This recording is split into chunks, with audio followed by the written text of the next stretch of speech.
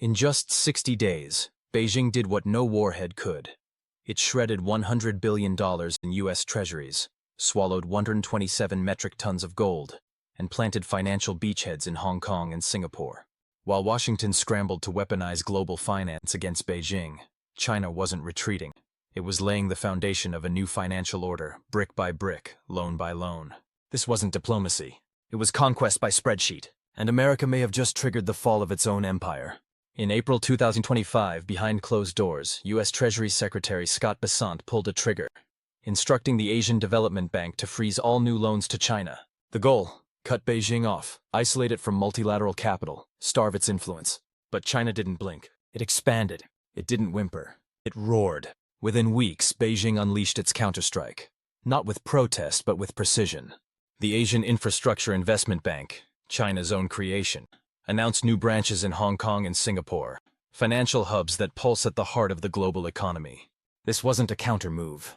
It was a flag planted in enemy territory. The AIIB, armed with $57.4 billion in capital and 38 member nations, is no fledgling. It is a war machine in a banker's suit. Since its inception, it's already funneled over $52 billion into strategic sectors: power grids, railways, energy pipelines, the arteries of modern civilization. These were once the domains of the IMF and World Bank. No longer. China has turned development into dominance, loans into leverage.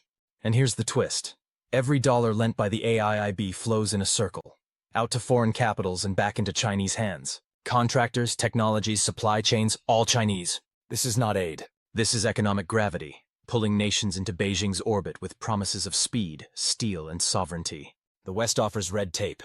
China offers roads. Back in Washington, Bessent tried to claw back leverage, tying a $4 billion U.S. contribution to the World Bank's poorest country fund to reforms that would sideline China. But leverage is only power when the other side needs you. China, awash in trade surplus, isn't knocking on the West's door. It's building its own house, and offering the blueprint to anyone who wants in. Germany, the UK, even traditional U.S. allies, all full AIIB members. Washington's allies are hedging, quietly defecting to a system that gets things done. The AIIB is no longer just an alternative. It's the new standard, one that America didn't write and no longer controls. China holds a 26.6% voting share at the AIIB. One vote short of unilateral control. One veto strong enough to block anything. That's not participation. That's domination. It mirrors the US's grip on the IMF. But now the narrative has flipped. The rules have changed.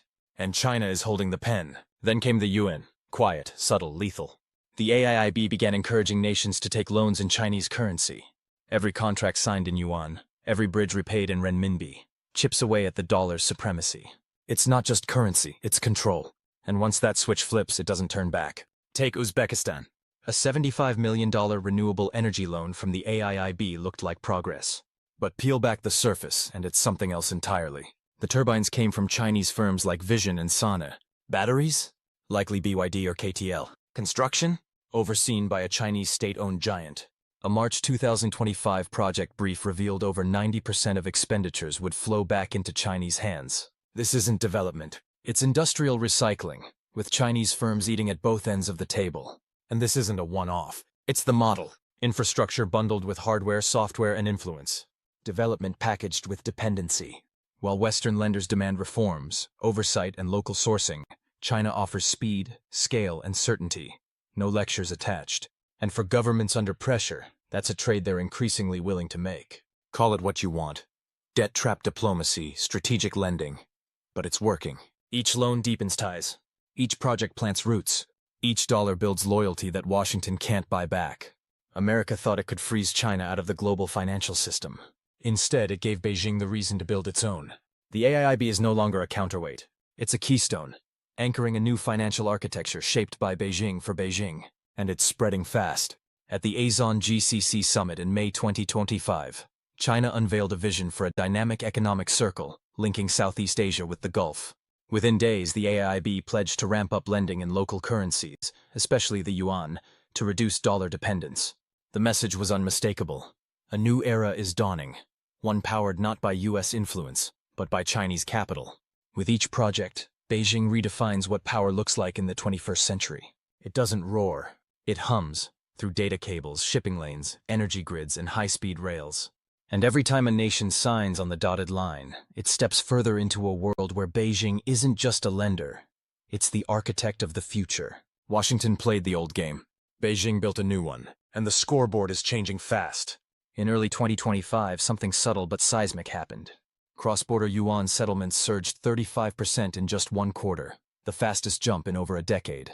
Not theory, not prediction, real-world logistics. Solar grids in Indonesia, hydropower in Central Asia, fiber optic corridors slicing through Africa, all funded, supplied, and politically grounded by Beijing. While Washington calls for reforms from conference rooms, Beijing builds in concrete and steel. One airport, one turbine, one repayment cycle at a time. So the question isn't whether China is catching up. It's whether the US even realizes the rules of the game have changed. This isn't just about trade. In Q1 2025, yuan-based global payments hit a new record according to SWIFT, marking a dramatic pivot from the dollar. The Asian Infrastructure Investment Bank, China's answer to Western lenders, has started issuing local currency loans across Africa and Asia. Quietly, deliberately. Central banks from Jakarta to Lagos are stocking up on renminbi. Meanwhile, China has slashed its U.S. Treasury holdings to just $760 billion, down from over $1.1 trillion 5 years ago. In their place? Gold. Mountains of it. For 18 straight months, Beijing has added to its official reserves. In April alone, China imported over 127 metric tons, even as gold shattered all-time highs above $3,500 an ounce. This isn't hedging, it's insulation. Each yuan-denominated loan, every ounce of gold in vaults from Shanghai to Shenzhen, forms a firewall against the dollar. But what happens when countries stop seeing the yuan as a hedge and start treating it as habit? Washington still holds sway in legacy institutions like the IMF, but its grip is slipping, especially in the rooms it no longer enters. As the US leans on the IMF to scrutinize China's opaque currency practices, China is expanding its footprint through institutions the US doesn't even belong to. At the AIIB, where China holds a commanding 26.6% voting power and the US has none, projects are scaling fast. From ports in Kenya to railways in Uzbekistan, operating entirely outside Western lending norms. Germany, France, and the UK, they're all in. Quietly aligning with China's bilateral blueprint even as Washington preaches multilateral reform. Even World Bank President Ajay Banga admitted in May that progress now depends on broader buy-in, and that includes Beijing. So if America still sees itself as the sheriff, what does that make the rest of the posse? Walk into any shopping district in Shanghai or Shenzhen right now, and the longest lines aren't at banks, they're at gold dealers. The People's Bank of China has already lifted commercial import quotas twice this year, fueling a gold rush that's now outpacing Indian demand for the first time in 2 decades. This isn't just cultural, it's capital flight in plain sight. Property? Volatile.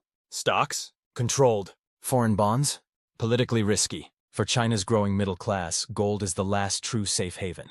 In April alone, the Shanghai Gold Exchange saw nearly 195 metric tons withdrawn, the highest monthly volume since 2021. China's biggest banks are even marketing physical bullion accounts to retail clients. This isn't speculation, it's conversion. And every time savings leave the dollar and enter a vault, they don't just disappear. They send a message. Take a $100 million AIIB loan to build a solar grid in Pakistan. On paper, it's development finance. In practice, the panels come from Longi Solar. The inverters, Sungro. The project managers, Power China. According to contract data, more than 84% of those loan funds go right back to Chinese firms. The borrower gets energy and debt. China gets revenue, influence, and long-term access. This isn't American foreign aid. It's something else entirely. US loans come with democratic reforms. IMF deals come with structural conditions. Chinese financing comes with shovels, cranes, and contracts. It's fast, predictable, and deeply effective. But critics warn that this speed can lead to strategic entanglement. Just ask Sri Lanka, which had to lease out the Hambantota port after missing payments. When infrastructure comes bundled with leverage, the blueprint starts to look a lot like a chessboard. So here's your moment of clarity. While Washington builds walls, tariffs, export bans, policy red lines, Beijing builds systems. Banks, railways, power grids. The US may still write the rules at the IMF, but China is writing the contracts, and the world is signing them. And those contracts are already reshaping how the global economy moves, from currencies to commodities, from ports to pipelines. So if China is already rewriting trade in its own currency, replacing dollar loans with yuan, insulating itself with gold, then what happens if it decides to price oil in yuan? Or worse, what happens if others agree? Is this economic warfare, or just a long overdue correction? Let us know in the comments. And stay tuned, because China's next financial weapon might not be a bank. It might be a blockchain. Like, subscribe, and keep watching. The real game is only just beginning.